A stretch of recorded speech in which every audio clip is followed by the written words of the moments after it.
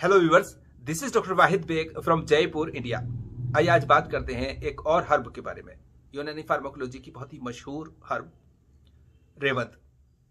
रेवंद एक किस्म की जड़ है, एक पौधे की जड़ है। ये रेवंद, जिसको कि रावंद भी कहते हैं, दो किस्म की होती है। एक रेवंद चीनी, एक रेवंद खताई। रेवंद चीनी चीन और चीन के आसपास के इलाकों में पैदा होती है, जबकि रेवंद खताई खता के इलाके में पैदा होती है, जो कि ईरान में है। रेवंद खताई को ज्यादा अच्छा माना जाता है, लेकिन वो अब नहीं मिलती है। रेवंद चीनी को रेवंद फारसी या रेवंद तुर्की या इसी तरह के नामों से भी जानते हैं। इसको एक रेवंद शामी भी होती है, जो शाम में पैदा होती है, उसको रेवंद जिबली भी कहते हैं।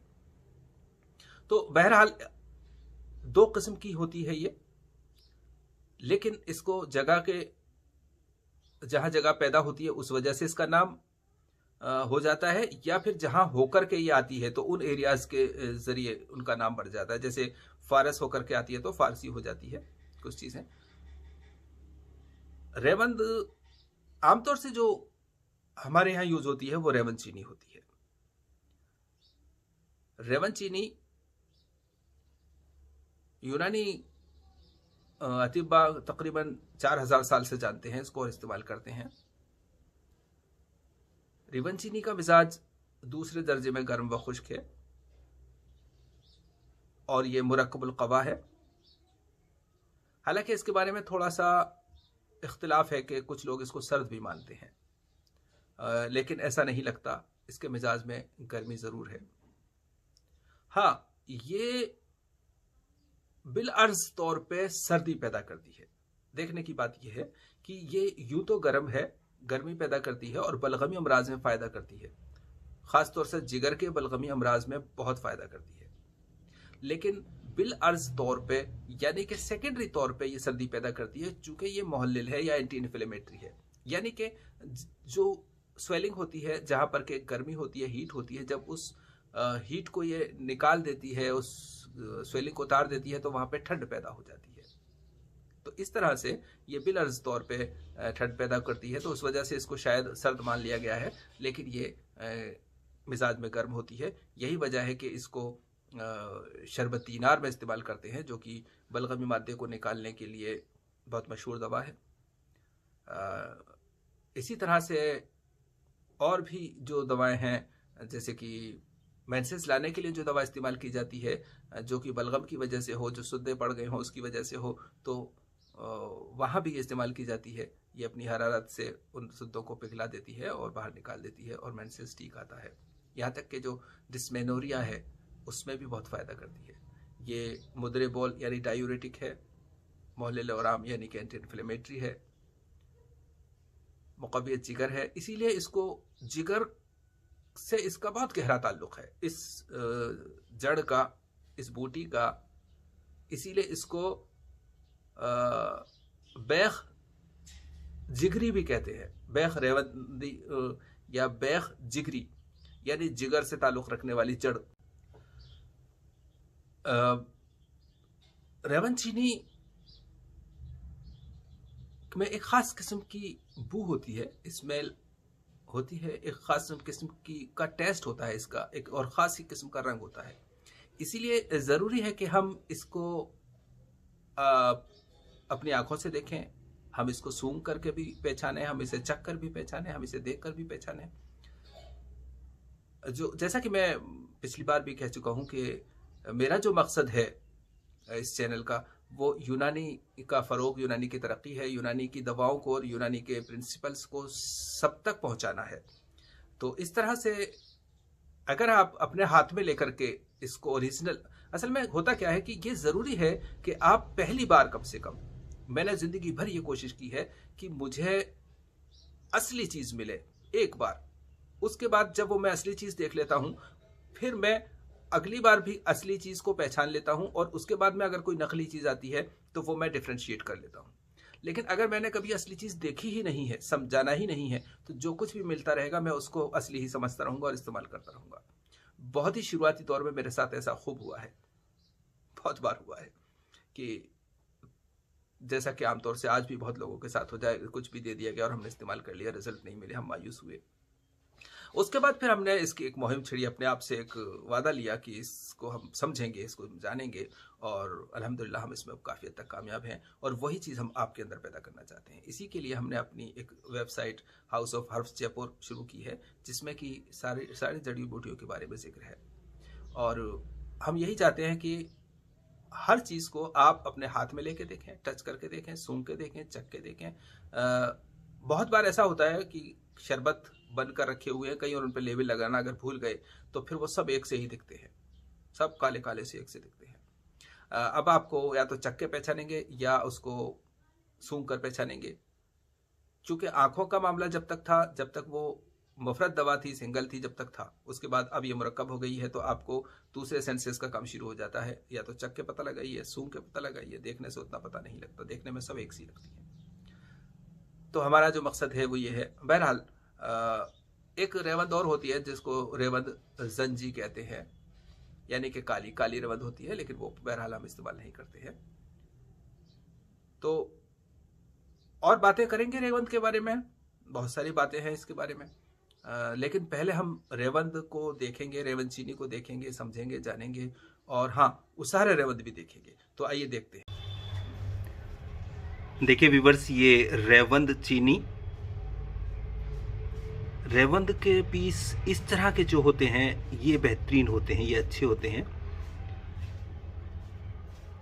बड़ा पीस हो तो ज़्यादा अच्छा है, नहीं तो ये छोटे पीस भी चलेंगे, लेकिन इनकी जो सतह है, जो सरफेस है, वो इस तरह की होनी चाहिए।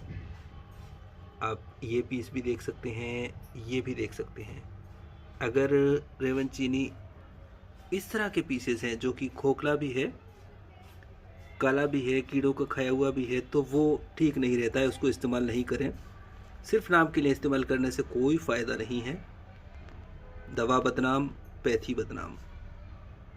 तो इस बात का ध्यान रखें कि जब भी आप चॉप चीनी लें तो बड़ा साइज़ अगर है तो बहुत अच्छी बात है, वरना आप देख सकते हैं ये छोटे साइज़ भी अच्छे हैं। बस इस तरह की इनकी सरफेस होनी चाहिए कटिंग के बाद।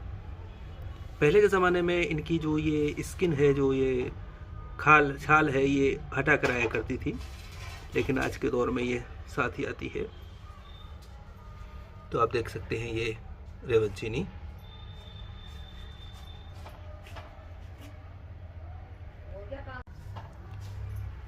आप गौर से देखेंगे तो इसमें फ़िलहाल उतना पीलापन नहीं दिख रहा है, लेकिन इसको तोड़ते ही, इसके कूटते ही इसका पीला पाउडर सामने आ जाएगा।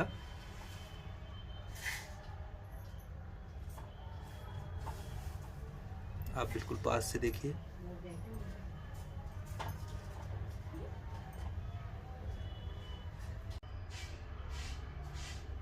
और रेवंद चीनी के साथ ही हम दे सकते हैं उसारा रेवंद।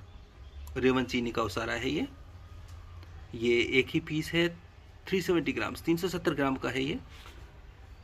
आप देखिए इसको।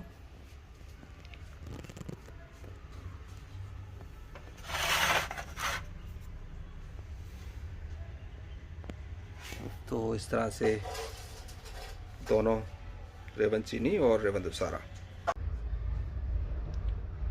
और ये रेवंद उसारों को तोड़ने के बाद का दृश्य। तो डियर व्यूअर्स, अभी आपने देखा रेवंद चीनी और रेवंद उसारा।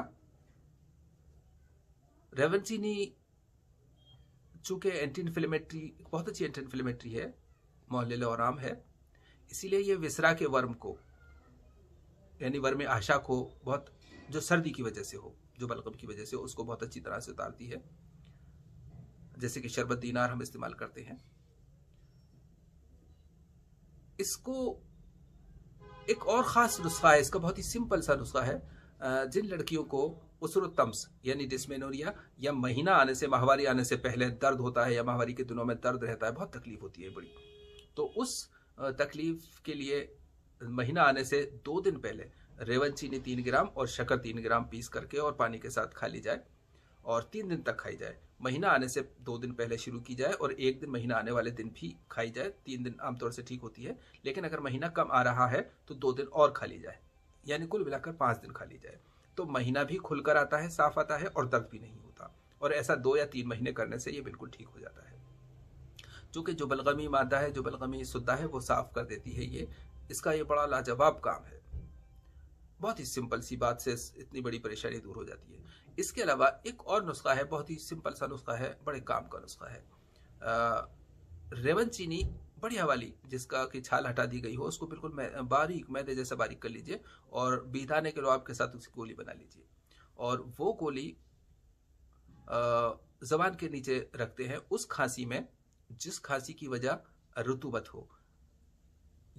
खांसी, जुकाम या अस्थमा जो कि रुतूबत की वजह से होता है। देखिए, गाढ़े बलगम की वजह से नहीं, वर्म की वजह से नहीं, कंजेशन की वजह से नहीं, तो जहां पर कि पतली नाक बह रही है लेकिन हरारत नहीं है सर्दी की वजह से, या खांसी आ रही है और उसमें बिल्कुल पानी आ रहा है पतला जैसा, आप समझ सकते हैं कि रतूबत की वजह से, तरी की वजह से जो खांसी है, जो जुकाम है या जो अस्थमा है, वो इसको जुबान के नीचे रख के चूसने में, दिन में 2-3 बार चूसने से कुछ ही दिनों में ठीक हो जाता है। बड़े ही कमाल की गोली है ये। इस तरह के मामलात में बस डायग्नोसिस आपकी बिल्कुल सही होनी चाहिए, फिर ये काम करती है। रेवन चीनी और रेवन दुसारा के बहुत सारे नुस्खे जाते हैं जो बहुत ही मामूली मतलब हैं और बहुत ही मुफीद हैं। वो नुस्खे मैंने लिख कर रखे हुए हैं ताकि भूल नहीं जाऊं। उस वक्त ध्यान नहीं रहता है तो फिर वो नहीं रहता है और बड़ा मुश्किल होता है। और कुछ नुस्खे हैं जिनको मैं शेयर करना ही चाहता हूं कि बताए जाएं। इसमें एक नुस्खा होता है सफूफ इंद्री जुलाब के नाम से, बहुत मशहूर नुस्खा है। जब हम इंद्री जुलाब कहते हैं तो पेशाब लाना होता है। तो यहाँ पे हम खूब पेशाब लाने के लिए, इदरार बोल के लिए, डायूरेसिस के लिए इस्तेमाल करते हैं। तो इसमें शोरा कलमी, जवाखार और रेवन चीनी मिसाल के तौर पे 7-7 ग्राम, ज़ीरा सफ़ेद 12 ग्राम और शक्कर 100 ग्राम, इन सबको पीस करके और 6-6 ग्राम छाछ के साथ दिन में 2-3 बार लिया जाए। बहुत खुल के पेशाब आता है और कई तरह की जो यूटीआई है, यूरिनरी ट्रैक्ट इन्फेक्शन है, वो इसमें साफ हो जाता है। और पेशाब की जलन जो होती है, पेशाब कम आ रहा है, बूंद बूंद आ रहा है, टपक रहा है, तकदीरुल बोल जिसको कहते हैं, वो इससे ठीक हो जाता है। इसके अलावा बच्चों के लिए एक दस्त लगाने के लिए एक छोटी सी गोली बनती है जिसमें कि उस ये सिब्र यानी कि एलवा और रेवन चीनी, मान लीजिए 20-20 ग्राम, तो 10 ग्राम मस्तकी, तीनों को पीस करके छोटी छोटी सी गोलियां बना ली जाए मूंग की बराबर। छोटे बच्चों को 1-1 गोली दे दी जाए, बड़ों को 4 गोली की जरूरत पड़ जाती है। तो ये भी एक नुस्खा बच्चों के दस्त लाने के लिए, जिनको बच्चों को कब्ज रहती है, बहुत अच्छा है। और एमोनोरिया जिसमें जहाँ की मेंसेस नहीं आता है, वहाँ पर हम एलवा, रेवन चीनी, अफसंतीन और ज़ाफ़रान हर एक 3-3 ग्राम और हीरा करसीस 2 ग्राम की गोलियां बनाकर 2-2 गोली सुबह शाम शरबत बसूरी 30 ml के साथ दी जाती हैं। तो इससे मेंसेस खुलकर आने लगता है। इसके अलावा जब पेशाब रुक जाता, गर्मी के दिन आने वाले हैं, गर्मियों में अक्सर लोगों को पेशाब रुकने की शिकायत होती है, तो इसमें रेवन चीनी, गोखरू और तो खरबूजा सबको बराबर वजन लेकर के और 1-1 चम्मच सुबह शाम पानी के साथ पिलाया जाए तो पेशाब खुल के आता है। बहुत अच्छा डाययूरेटिक है ये इस तरह से। और इसमें ख़ास बात ये होती है कि ये डाययूरेटिक होता है और गुर्दे को नुकसान नहीं होता है, बल्कि गुर्दे की जो ग़िज़ा है वो तुख्म खरबूजा इसमें शामिल है। ये यूनानी अद्वियात का ख़ासा है। काबिल तारीफ़ बात है कि वो दवाएं जो उस ऑर्गन से काम करवा रही हैं तो उस ऑर्गन को ताकत भी दे रही हैं। यानी कि तुख्म खरबूजा जहाँ पर के पेशाब लाता है वहीं पर उस गुर्दे को ताकत भी देता है। बाकी और दवाओं में ऐसा नहीं होता। वो पेशाब तो बहुत अच्छी तरह से लाती हैं, लेकिन उसके साथ जो दूसरे जो न्यूट्रिएंट्स हैं या इलेक्ट्रोलाइट्स हैं वो निकल जाते हैं, तो उस तरह से बॉडी में बैलेंस होता है, फिर दूसरी प्रॉब्लम्स आती है। लेकिन यूनानी दवाओं के साथ ऐसा नहीं है। खुद यूनानी दवाओं में ये तासीर अल्लाह ताला ने रखी है और फिर हकीम अपनी हिकमत से, अपने तजर्बे से, अपनी इल्म से उन नुस्खों को उस तरह से तरकीब देते हैं कि ये अक्सर व बेशतर साइड इफ़ेक्ट नहीं रखते हैं। लेकिन बहरहाल मिजाज का हिसाब अगर सही नहीं होता है, मिजाज के समझने में कहीं गलती होती है, तो बेशक उनके अपने कुछ साइड इफ़ेक्ट्स भी होते हैं, लेकिन ऐसा नहीं है कि कोई फैटल साइड इफ़ेक्ट्स हों या कोई बड़े साइड इफ़ेक्ट्स हों। तो इसलिए यही वजह है कि यूनानी दवाएं आमतौर से सेफ समझी जाती हैं। रेवन चीनी की मिकदार खुराक आमतौर से 2 से 7 ग्राम तक होती है, और रेवन चीनी की इस्लाह करने के लिए जो गोंद बबूल का गोंद या जरिश इस्तेमाल किया जाता है। और रेवन चीनी के अगर हम मुज़िर असरात की, साइड इफ़ेक्ट्स की बात करें, तो ये आंतों पर, जिगर पर और मिक़द का मिजाज भी चूँकि खुश्की है तो वहाँ ये खुश्की पैदा करती है, तो इसलिए वहाँ नुकसान करती है। इसके अलावा बहुत ज़्यादा छोटे बच्चे हैं या जो कमज़ोर लोग हैं, देखने की बात है, देखिए यहाँ पर भी जो मुज़िर वो है, इसलिए बच्चों में रतूबत ज़्यादा होती है और रतूबत ज़्यादा बनी रहनी चाहिए जो कि उनकी ग्रोथ के लिए ज़रूरी है। तो वहाँ पे हम बहुत दिनों तक इसको ज़्यादा डोज में इस्तेमाल नहीं करेंगे कि वहाँ उनकी रतूबत रुके और नमू में परेशानी हो। इसी तरह से जो कमज़ोर लोग हैं या बुज़ुर्ग लोग हैं, ज़ाहिर सी बात है वहाँ पर भी खुश्की का गलबा है, तो इसलिए वहाँ भी हम इसको इस्तेमाल नहीं करेंगे। ये समझने की बात है। जो बच्चों के अंदर जो रतूबत है वो बलगम नहीं है, वो रतूबत है। तो इस तरह से उन लोगों में ये मुज़िर होती है, संभल कर इस्तेमाल की जाती है, कम मिक़दार में इस्तेमाल की जाती है। तो फ़िलहाल इतना ही। अल्लाह हाफ़िज़।